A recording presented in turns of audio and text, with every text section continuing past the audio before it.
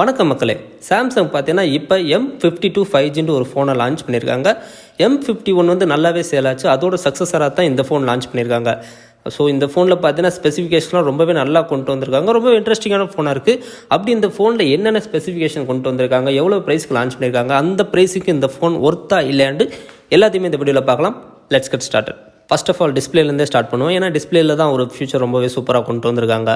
இதில் 6.7 இன்ச்சுக்கான super AMOLED display கொடுத்துருக்காங்க.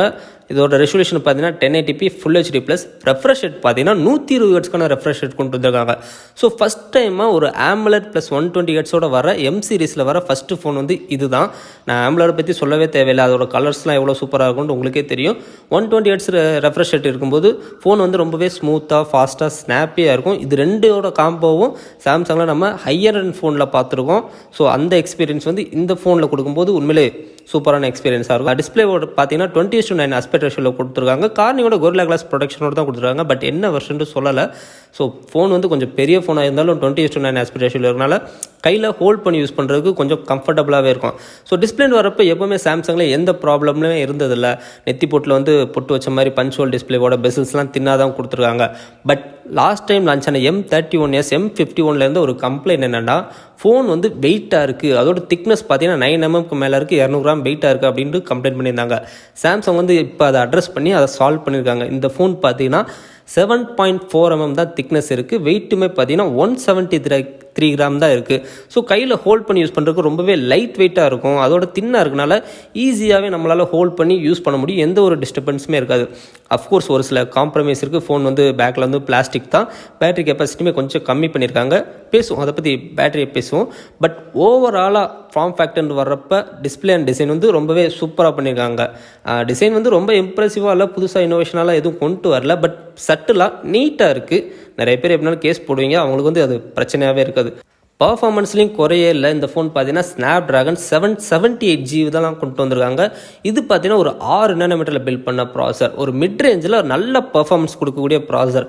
அது கூடவே பார்த்தீங்கன்னா Adreno 642L GPUமே இருக்கனால கேமிங்லேயுமே எந்த பிரச்சனையும் இல்லை. எல்லா ஹெவி கிராஃபிக்ஸோட கேமிங்காக இருந்தாலும் மீடியம் கிராஃபிக்ஸில் வச்சு விளாண்டிங்கன்னா பக்காவாக ரன் ஆகும். எந்த ஒரு ஃப்ரேம் ட்ராப்போ லேகோ இருக்காது. 120 ஹெர்ட்ஸ் ரெஃப்ரெஷ் ரேட் இருக்கிறனால கேமிங் எக்ஸ்பீரியன்ஸ் வந்து ரொம்பவே நல்லாயிருக்கும். ஸோ பர்ஃபார்மன்ஸை இன்னும் அதிகமாக பூஸ்டப் பண்ணுறதுக்கு பார்த்தீங்கன்னா சாஃப்ட்வேர் தான் ஹெல்ப்ஃபுல்லாக இருக்கும். இதில் பார்த்தீங்கன்னா Android 11 மேலே பில்ட் பண்ண One UI 3.1 கொடுத்து வந்திருக்காங்க. ஜென்ரலாகவே ஆண்ட்ராய்டில் உங்களுக்கு பிடிச்ச OS எதுனா எல்லாருமே சொல்கிறது ஆக்சிஜன் OS தான் OnePlus ஓடுது.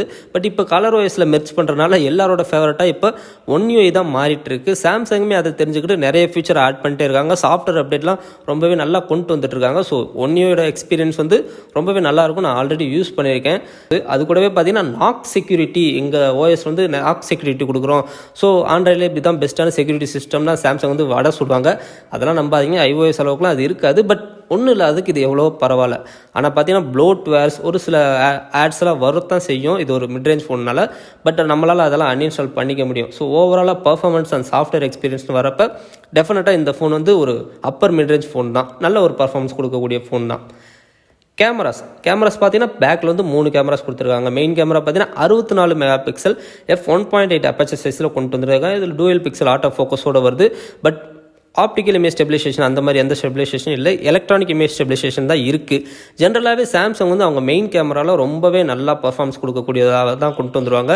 அதுவும் நல்ல வெளிச்சத்தில் எடுக்கும்போது உண்மையிலே ஃபோட்டோஸ் சூப்பராக இருக்கும். மெயினாக வந்து சாம்சங்கோட கலர்ஸ் கொஞ்சம் ஆர்டிஃபிஷியல் கலராக தான் இருக்கும். ஆனால் ஃபோட்டோஸ் வந்து பார்க்குறதுக்கு உண்மையிலே சூப்பராக இருக்கும் மெயின் கேமராவில்.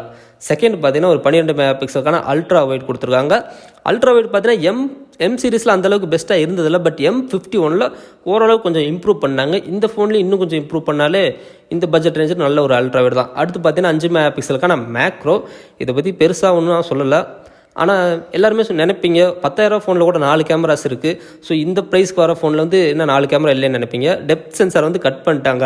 இப்போலாம் பார்த்தீங்கன்னா மிட் ரேஞ்சில் இருக்கிற ஃபோன் தான் 4 கேமரா இருக்கும். ஃப்ளாக்ஷிப் ஃபோனில் இருக்கலாம் 3 கேமராஸ் 2 கேமராஸ் தான் இருக்குன்ற மாதிரி ட்ரெண்ட் வந்துருச்சு. ஸோ சாம்சங் வந்து அந்த ட்ரெண்டை தான் ஃபாலோ பண்ணுறாங்க. செல்ஃபி கேமரா பார்த்தீங்கன்னா 32 MP செல்ஃபி கேமரா கொடுத்துருக்காங்க. சாம்சங்கில் எனக்கு பிடிக்காத விஷயமே செல்ஃபீஸ் தான். ரொம்ப ஒரு ஆவரேஜான செல்ஃபீஸ் தான் இருக்கும். நல்லா லைட்டிங் கண்டிஷனில் எடுத்தால் பரவாயில்ல, பட் இன்டோர்ஸு கொஞ்சம் லைட் கம்மியான கூட செல்ஃபீஸ் வந்து கொஞ்சம் மொக்கையாக தான் இருக்கும். அதை இதில் கொஞ்சம் கரெக்ட் பண்ணியிருந்தால் கூட பரவாயில்ல. எப்படி பார்த்தாலும் ஒரு ஆவரேஜான செல்ஃபீஸாக தான் கொடுப்பாங்கன்னு நினைக்கிறேன் சாம்சங். வீடியோ கெப்பாசிட்டி வரப்போ 4K 30 வரைக்கும் பேக்கில் எடுத்துக்க முடியும், ஃப்ரண்ட்டில் 1080p 30 வரைக்கும் எடுத்துக்க முடியும். அது மட்டும் இல்லாமல் நிறைய வீடியோ ஆப்ஷன், சிங்கிள் டேக்னு எக்கச்சக்கமான ஃபீச்சர்ஸ் கொண்டு வந்திருக்காங்க. பேட்டரி கெப்பாசிட்டி இதை பற்றி கண்டிப்பாக பேசி ஆகணும். ஏன்னா இந்த ஃபோனில் வந்துட்டு 5000 mAh பேட்டரி கொடுத்துருக்காங்க.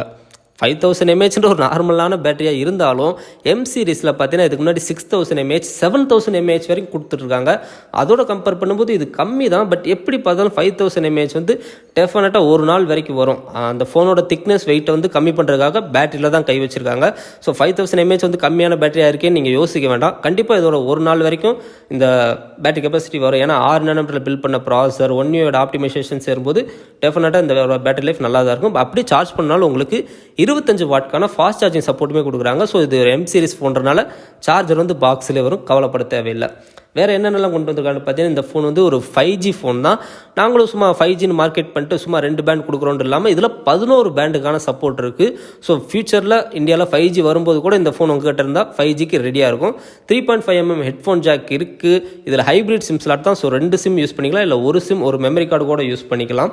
அதோட பார்த்தீங்கன்னா இதில் டால்பி அட்மோஸ் சப்போர்ட் இருக்குது. பட் அது ஹெட்ஃபோனில் கேட்கும்போது ஒரு நல்ல ஹெட்ஃபோன் யூஸ் பண்ணி கேட்டிங்கன்னா டால்பி அட்மோஸ் சப்போர்ட் கூட இந்த ஃபோனில் நல்லாவே ஒர்க் ஆகும். ஃபிங்கர் பிரிண்ட் ஸ்கேனர் பார்த்தீங்கன்னா சைடில் கொடுத்துருக்காங்க. ஸோ ஓவராலாக பார்க்கும்போது இந்த ஃபோன் உண்மையிலேயே சூப்பராக இருக்குல்ல. இதில் நெகட்டிவே இல்லையான்னு கேட்டிங்கன்னா கண்டிப்பாக இருக்குது. என்னென்னா ஸ்பீக்கர்ஸ், இதில் வந்து சிங்கிள் ஸ்பீக்கர் செட்டப் தான் கொடுத்துருக்காங்க. கமான் சாம்சங் 15000 ரூபாய்க்கு வர ஃபோனில் கூட இப்போலாம் டூயல் ஸ்டீரியோ ஸ்பீக்கர்ஸ் கொடுக்குறாங்க. பட் இந்த ப்ரைஸிங்க்கு வர ஃபோனில் சிங்கிள் ஸ்பீக்கர்ஸ் தான். அது என்ன தான் லவுடாக இருந்தாலும் சிங்கிள் ஸ்பீக்கர் கொடுத்தது கண்டிப்பாக ஒரு நெகட்டிவான விஷயம் தான். அதோட ப்ரைஸிங், ப்ரைஸிங்கு நெகட்டிவில் சொல்லலாம், பட் ஒரு சில பேருக்கு அது நெகட்டிவாகவே இருக்காது. நான் சொல்கிறேன், நீங்களே முடிவு பண்ணுங்கள். இதோட பேஸ் வேரியன்ட் பார்த்தீங்கன்னா 6GB RAM 128GB லான்ச் பண்ணியிருக்காங்க. அதோட பேஸ் வேரியன்ட் பார்த்தீங்கன்னா 26000 ரூபாய்க்கு லான்ச் பண்ணியிருக்காங்க. இது நிறைய பேருக்கு எக்ஸ்பெக்டட் ப்ரைஸ் தான். ஏன்னா M51 பார்த்தீங்கன்னா 23000க்கு வந்துச்சு. ஸோ 26000ன்றது ஓகேவாக தோணும். ஆனால் அபவுட் 25000க்கு மேலே போயிட்டாலே நீங்கள் ஆண்ட்ராய்டில் ஏகப்பட்ட ஆப்ஷன் இருக்குது. இப்போ Poco F3 GT, IQ7, OnePlus Nord 2 கூட 2000 ரூபாய் எக்ஸ்ட்ரா போட்டால் கிடச்சிடும். ஸோ அந்த மாதிரியான ஃபோன் கூட கம்பேர் பண்ணும்போது இது வந்து அந்தளவுக்கு பெஸ்ட் வேல்யூ ஃபார் மணி கிடையாது தான். ஆனால் இந்த பட்ஜெட்டில் ஒரு சாம்சங் ஃபோன் வாங்கணும்னு நினைக்கிறவங்களுக்கு இதை விட்டால் வேறு நல்ல ஆப்ஷனே கிடையாது.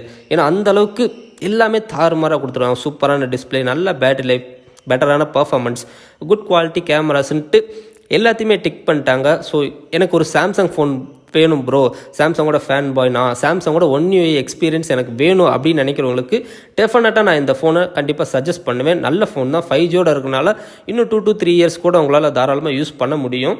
ஆனால் எனக்கு இந்த பட்ஜெட்டில் ஒரு நல்ல ஃபோன் வேணும் bro, best value for money phone தான் வேணும், எந்த பிராண்டாக இருந்தாலும் பரவாயில்லன்றவங்களுக்கு நிறைய ஃபோன் இருக்குது. ஸோ அவ்வளோதான் இந்த வீடியோ பற்றின கருத்துக்கள் ஏதாச்சும் இருந்தால் கமெண்ட்டில் சொல்லுங்கள். அடுத்து நல்ல ஒரு வீடியோவில் பார்க்கலாம். தேங்க்ஸ் ஃபார் வாட்சிங்.